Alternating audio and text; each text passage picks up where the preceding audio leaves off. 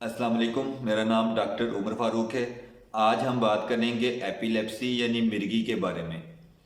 Epilepsy या मिर्गी इंसान के नर्वस सिस्टम के सेल्स यानी असाबी खुलियों में ख़राबी की वजह से पैदा होती है। इसकी बहुत ही इकसाम और बहुत सी वजूहात हो सकती हैं और ये उम्र के किसी भी हिस्से में स्टार्ट हो सकती है। एपिलेप्सी की बहुत सी अलामात हैं और इसकी जो सबसे कॉमन सिम्टम है वो जिस्म को झटके लगना है। ये झटके जिस्म के किसी एक ख़ास छोटे से हिस्से को भी लग सकते हैं और सारे जिस्म को भी झटके लग सकते हैं, जिन्हें हम जनरलाइज सीजर्स या फिट्स कहते हैं।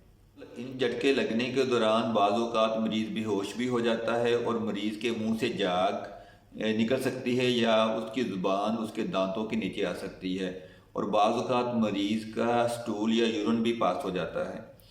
जब किसी मरीज़ को झटके लगें तो फौरी तौर पर उसको साइड दे के लिटा दें, यानी उसको सीधा नहीं लिटाना, और अगर पॉसिबल हो तो उसके सर के नीचे तकिया रख दें। मरीज़ के मुंह में कोई चीज़ ना डालें, यानी मरीज़ को कोई भी चीज़ खिलाने या पिलाने की कोशिश हरगज़ ना करें। इस तरह जो हम चीज़ खिलाएंगे या पिलाएंगे वो उसकी सांस वाली नाली में जा सकती है। झटका लगने के दौरान मरीज़ को अकेला ना छोड़ें और मरीज़ के पास रहें। झटके का दौरानिया नोट करें।